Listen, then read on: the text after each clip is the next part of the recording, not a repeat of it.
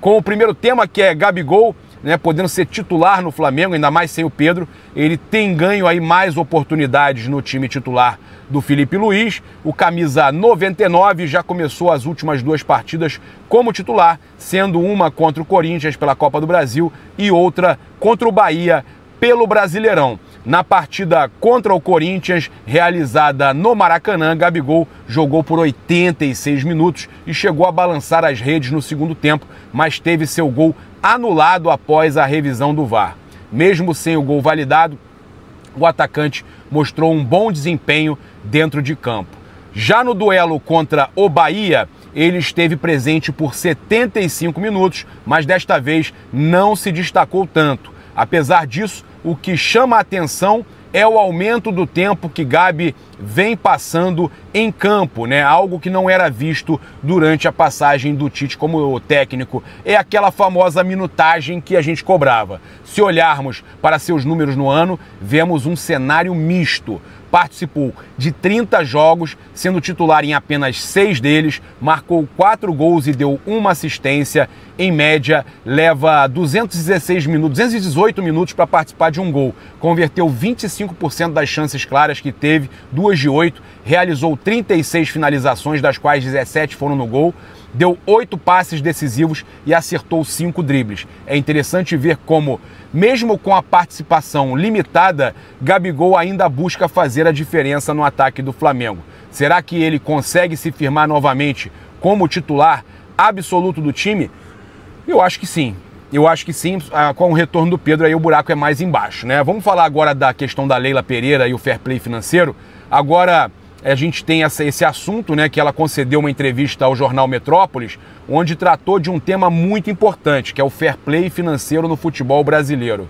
Leila expressou sua insatisfação com o atual cenário, onde alguns clubes continuam contratando jogadores mesmo sem cumprir com suas obrigações financeiras. Segundo a presidente, essa prática coloca clubes como Palmeiras e Flamengo em uma situação injusta, já que eles fazem questão de manter todas as suas contas em dia, inclusive deixando de fazer grandes contratações para não comprometer o orçamento. A Leila, então, assumindo o lado do Landim, indo para cima do John Textor, né, dando os braços ao Flamengo. Ela declarou que, se reeleita lá no Palmeiras, pretende tratar o assunto de forma muito séria, buscando impor regras mais rígidas para que os clubes não...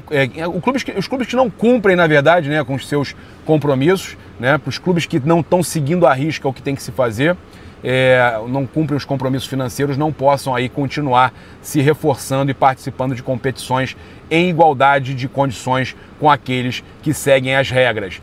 Inclusive, é importante eu falar que eu conversei com uma fonte ligada à diretoria do Flamengo que me garantiu, tá, que o Flamengo está aguardando e que, se não for cumprido o pagamento do Mateuzinho, etc., o Flamengo vai à FIFA sim, tá? Vai recorrer para o Corinthians tomar um transfer ban, o que é um absurdo, né? O Corinthians não querer pagar, ainda ter influenciador lá como o Vessone defendendo o Corinthians. Não tem defesa. A Leila também fez críticas aí ao comportamento dos próprios jogadores que, segundo ela, aceitam ir para clubes onde sabem que não receberão seus salários em dia. Porrada, Leila! Porrada, Leila! Isso aí!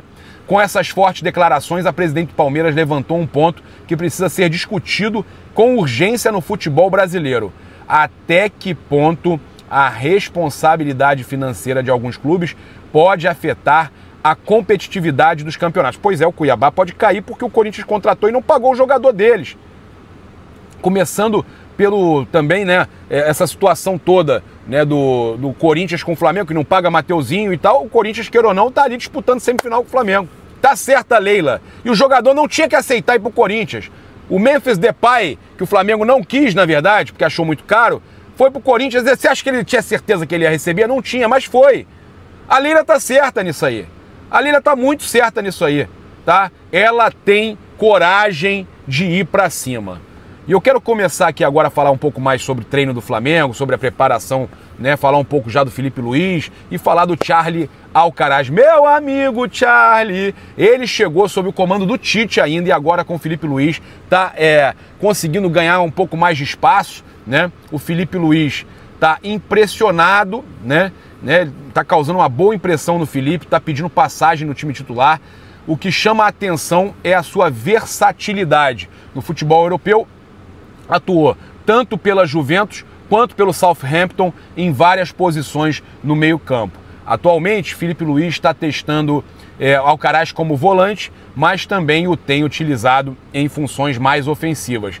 Já veio aí, inclusive, a recompensa, né, na vitória contra o Bahia, que ele fez o gol, né, o seu primeiro gol pelo Flamengo. Óbvio que foi a cobrança de pênalti que o Gerson entregou ali para ele bater e tal, mas já fez, né, com muita categoria, inclusive, né?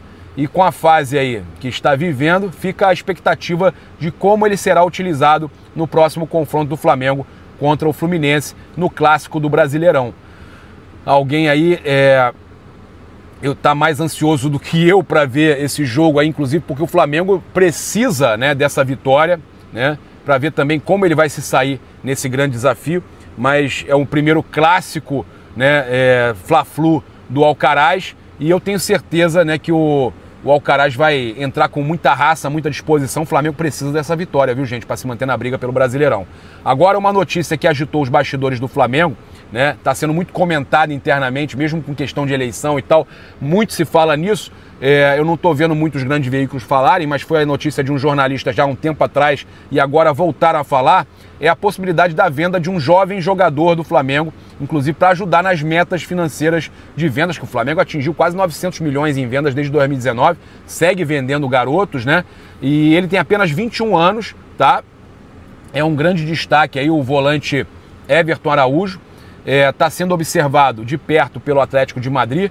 Segundo o jornalista Marcos Coelho, da Rádio Tupi, meu amigo, os espanhóis já fizeram um primeiro contato com o Flamengo, mas nada foi fechado até o momento que ele trouxe a notícia, já tem um tempinho, e aí voltaram a citar isso de ontem para hoje, né? Esse interesse que não é de agora. O Atlético de Madrid já tinha demonstrado curiosidade por Everton Araújo quando ele ainda estava na categoria sub-20 do Flamengo, mas agora parece que a investida para o final do ano será mais séria. Inclusive, scouts do clube espanhol estiveram no Brasil para analisá-lo e pretendem voltar. Eu perguntei a fontes, né, ligadas ao departamento de futebol, falaram que não chegou nada ainda, mas sabem do interesse dos clubes europeus e que estão vindo aí avaliar o jogador.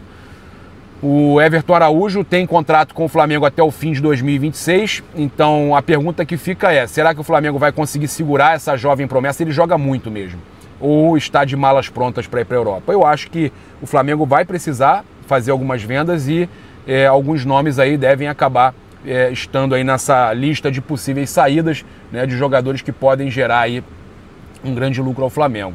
Falar do trabalho do Filipe Luís durante esse período da data FIFA, né, o Filipe chegou ao comando com pouquíssimo tempo de preparação para os primeiros jogos, mas agora, com essa pausa, ele conseguiu fazer ajustes importantes para a reta final da temporada.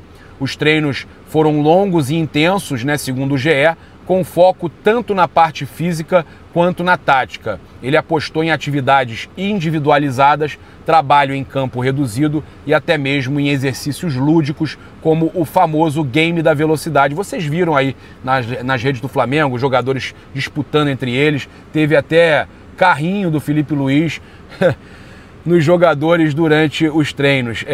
Uma participação intensa aí do técnico, que lembra até um pouco do Jorge Jesus, né? Lembra muito o estilo do Jorge Jesus, correndo e interagindo diretamente com os atletas, né? Como se ele também fosse um jogador. Além disso, o Flamengo está preparando aí, né? O Filipe está preparando o time para 2 jogos importantes, o clássico que a gente já falou contra o Fluminense, que já esgotou o setor norte, inclusive, vai estar lotado, e a semifinal da Copa do Brasil lá na Neoquímica Arena contra o Corinthians. E com 7 jogadores convocados por suas seleções, o desafio é grande, mas a confiança também, né? Filipe Luís parece determinado a levar o Flamengo de volta ao topo.